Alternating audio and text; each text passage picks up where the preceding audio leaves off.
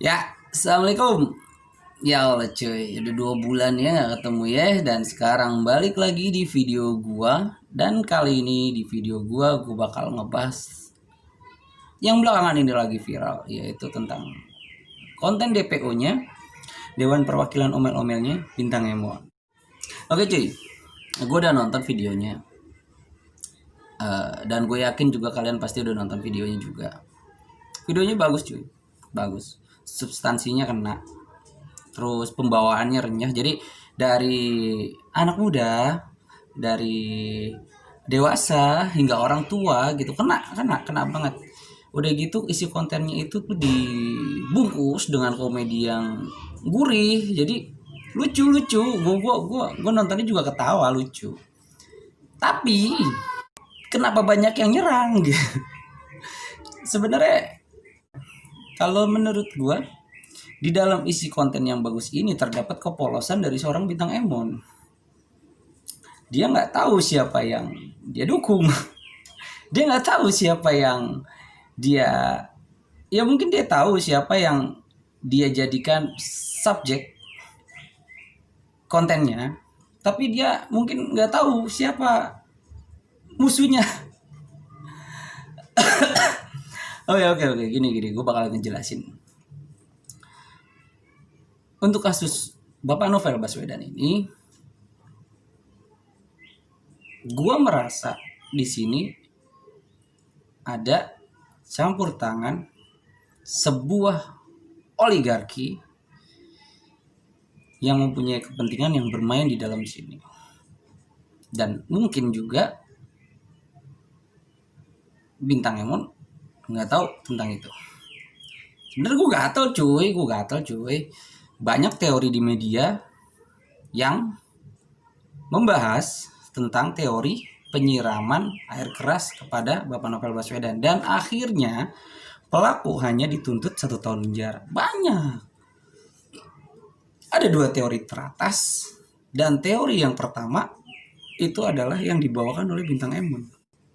Harusnya itu kontennya mengakomodir seluruh teori, jadi nggak satu teori doang, karena kalau satu teori doang itu kesannya subjektif banget cuy. Makanya dia diserang sama orang yang berkeyakinan dengan teori lain. Itu sih kalau menurut gua. Dan gini cuy, berbicara tentang oligarki, kasusnya Pak Novel Baswedan ini nggak jauh beda dengan kasusnya Pak Ahok kemarin, dengan kasusnya Pak Antasari Azhar dulu, kasusnya Wiji Tukul dan teman-temannya, pahlawan reformasi yang hilang dan meninggal di era 98 dulu kala, atau kasus kematian Munir di pesawat. Ya, kalau kita telusuri, kalau kita ingat-ingat lagi, polanya sama. Bukan melawan pemerintah. Pemerintah bukan oligarki. Tapi oligarki ada di inner circle pemerintahan. Sekali lagi ya, pemerintahan belum tentu oligarki. Tapi oligarki pasti ada di dalam tubuh pemerintahan.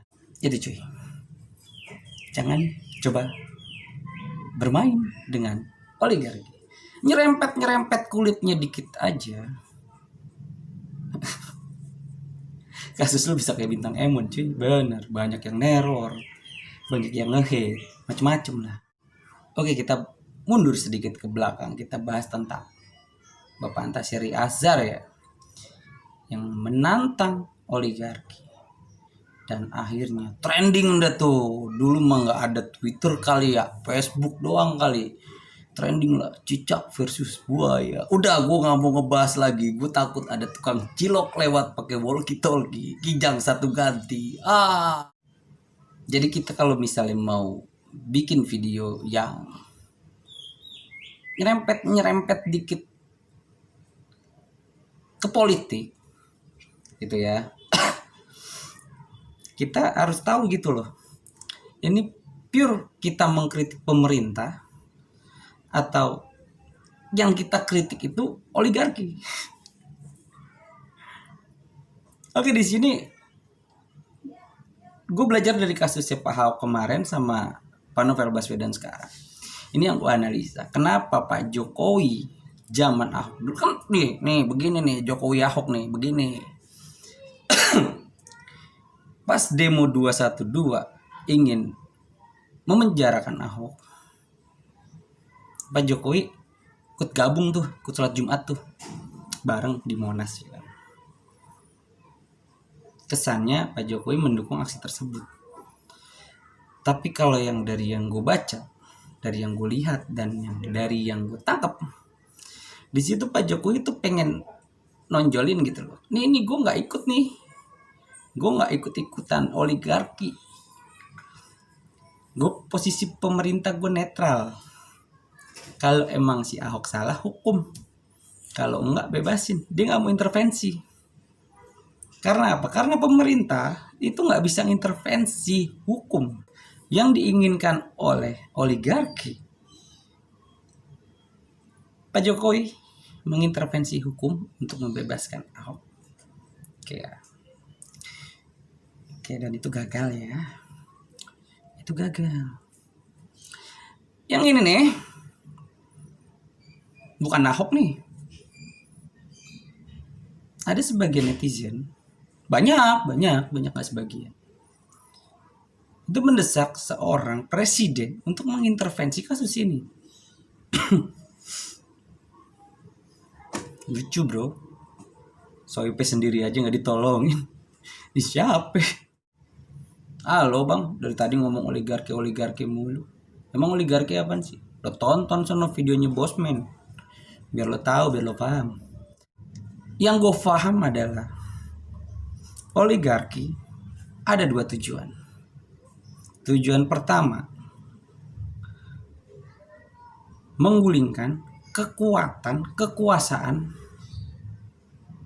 lawannya dan atau mempertahankan kekuasaan dan kekuatan untuk kelompoknya.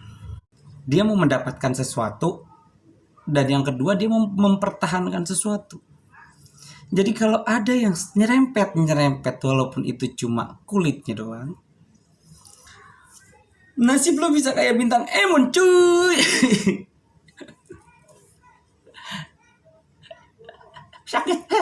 sakit. Oke, jadi bukan Diki Purnomo namanya kalau membuat suatu konten tanpa ada hal yang bisa dipelajari dari konten tersebut.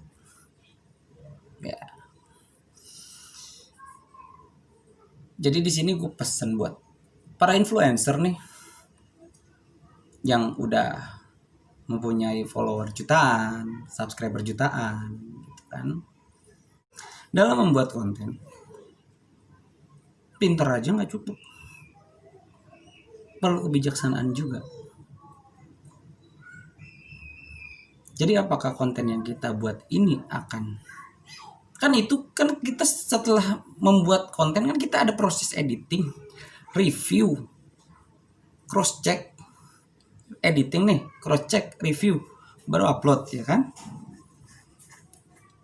Itu kenapa ada proses itu ya, karena buat ngoreksi ini video bisa nggak kita upload, ada masalah nantinya nggak kalau kita upload. Jadi begitu cuy. Dan sekali lagi, kalau misalnya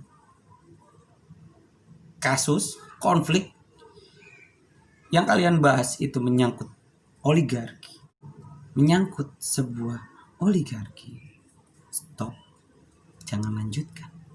Banyak video gua yang harusnya gua upload dan tidak jadi, tentang ya perang ekonomi antara Pemprov dengan pusat, dan sekarang masih berlanjut, ditambah lagi perang justice war, perang keadilan justice war perang keadilan dengan pemerintah pusat, dan sekarang juga masih berlangsung, dan dua-duanya diaktori oleh nggak berani ngelanjutin, gue sumpah nggak berani ngelanjutin. Cuma di sini gue kasih bocoran sedikit doang biar kalian mikir. Panggungnya PSBB, economic war, economic local war, anjir, economic war world, kan itu kan Cina Amerika, ini kan economic local war. Panggungnya PSBB. Aduh, udah nggak mau cerita. Ntar nasib gue sama kayak bintang Emon. Dan pokoknya begitu. Jangan lawan sebuah oligarki, karena oligarki adalah kekuatan besar yang bisa membuat orang bersalah, bisa membuat superhero menjadi enemy, yang bisa membuat orang tadinya baik-baik aja nih, tahu-tahu bisa masuk penjara besok, dituduh membunuh, divonis seumur hidup juga lagi. Ada omongan yang kepleset doang, di demo 7 juta orang. Ada yang cuma ngomong doang, ada yang hampir dihack akun-akunnya, banyak. Ada. Makanya jangan lawan oligarki kalau kalian nggak punya power yang kuat. Ya kalau misalnya kalian mau ngelawan oligarki, ya teorinya cuma satu cuy, jadilah oligarki, selesai. Kuat-kuatan dalam. Ya udahlah, cukup sini aja dulu video gue. Ntar kebanyakan ngomong, gue takutnya keceplosan. Dan bukan tukang cilok aja yang bawa walkie-talkie, tukang bakso juga, tukang sate juga, kuli bangunan juga bawa walkie-talkie, ngomong sama yang di bawah, itu batu bata tekin ke atas. Oke bos, oke mandor. Ya udah, sampai sini aja video gue. Kalau misalnya kalian suka sama video gue, di like aja, gak usah di share, gue gak mau viral. Dah, have a nice day and see you next video, bye.